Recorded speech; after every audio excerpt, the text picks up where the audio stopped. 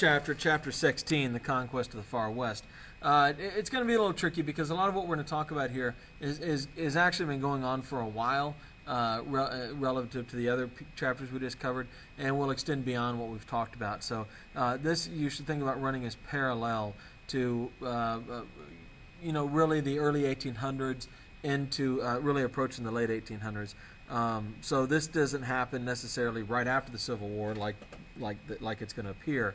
It's happening at the same time. So I like to start with this quote. This is, of course, a great quote from The Adventures of Huckleberry Finn, and this is the end of the book. This is how Huck Finn ends. But I reckon I got to light out for the territory ahead of the rest because Aunt Sally, she's going to adopt me and civilize me, and I can't stand it. I've been there before. And I want to talk about this lighting out for the territory. This is the mythology of the West. The West was mythological almost from the moment that Americans realized it was there.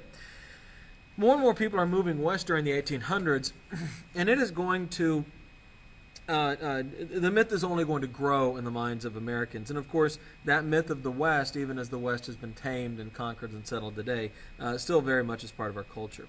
The West will evolve from the desert that we had mistakenly believed it to become the frontier. And frontiers are very important places. Frontiers are where different cultures, different societies bump into each other.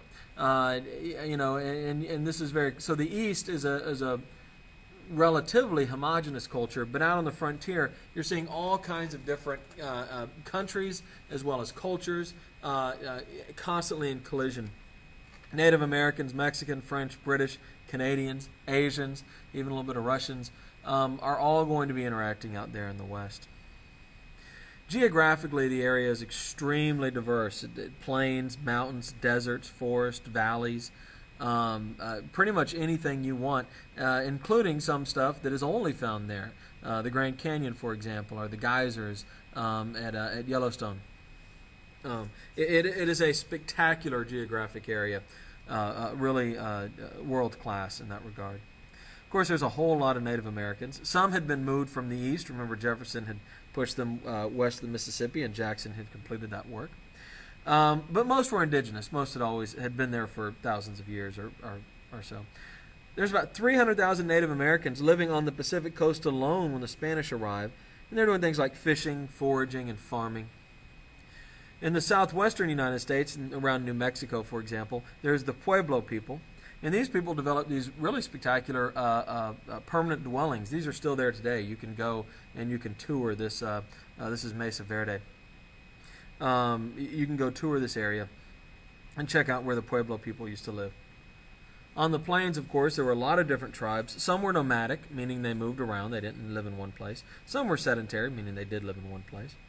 They typically used horses to hunt buffalo, and horses, keep in mind, only arrive in America around 1500 when Columbus comes. Before that, they had to run the buffalo off a cliff, so the horse was a great gift from Europeans to the Native Americans, not on purpose, of course. Their world revolved around the buffalo. They ate it, they used it for clothes, they used it for teepees, as you probably know from your elementary school classes. They used every part of the buffalo, its brain, its tongue, they used everything for different stuff.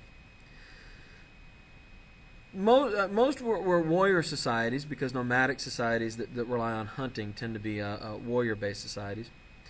And they would fight, of course, with the whites when they came. They failed for two main reasons, maybe three main reasons. One, and maybe the biggest one, is that they did not unite. They did not see it as a white versus Native American struggle. They saw it as a tribal struggle. If they had united, they had had a much better chance. The second problem is disease. Of course, we know Native Americans had very little resistance to the diseases Europeans brought.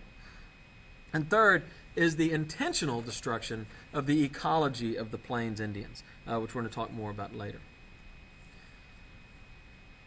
In Hispanic New Mexico, it's a primarily farming and ranching community. They're primarily Spanish-speaking. There's about 1,000 whites who are trying to govern 50,000 Hispanics. This is New Mexico, Colorado, West Texas, that area.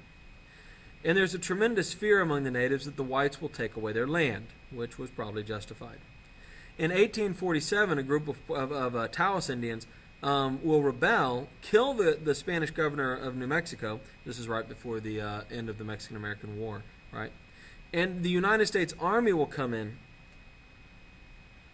I'm sorry, that he kills the American governor in Mexico. Excuse me. The United States Army will come in and impose martial law on the Taos people for 3 years. In 1850, a territorial government is organized, but it takes years to break the power of the Navajo and the Apache. Afterwards, the Hispanic population tends to leave this part of the country and head west and north into Colorado and more towards California. The railroad eventually will bring whites in large numbers in the 1880s, and then an economic boom in mining and ranching will draw in many Mexican immigrants.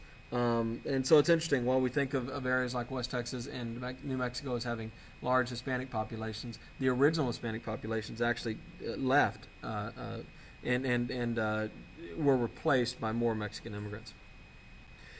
In California, we see a little bit of a different story. Of course, we know originally that the Spanish had set up a string of missions by the late 1700s all along the Pacific coast, and the Spanish army and Spanish priests will gather Native Americans into missions and help them find Jesus, whether the natives want to or not.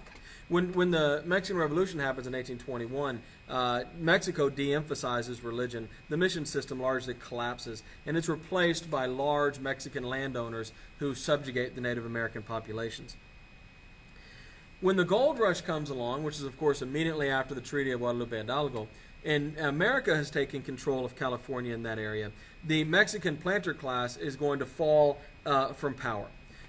Mexicans will tend to end up living as laborers, are working as laborers in large barrios, and Mexican ranchers are destroyed by the loss of their communal grazing land, and that Mexican aristocracy is simply going to fade away to be replaced by dominant whites. By the way, as much as Americans love the story of Zorro for some reason, the story of Zorro is about the Mexicans who are being displaced by the evil white people coming in after the Mexican-American War. White Americans are the bad guys in the story of Zorro. The story of Zorro is about white people taking California from Mexico. This does not stop millions of Americans from going out to see a Zorro movie every time one gets released, but there you have it.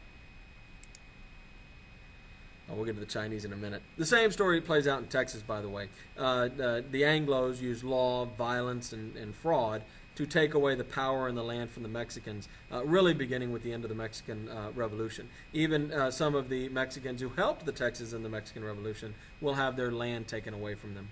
In 1859, a Mexican named Juan Cortina will bust open the Brownsville jail. He'll free Mexicans who are being held there.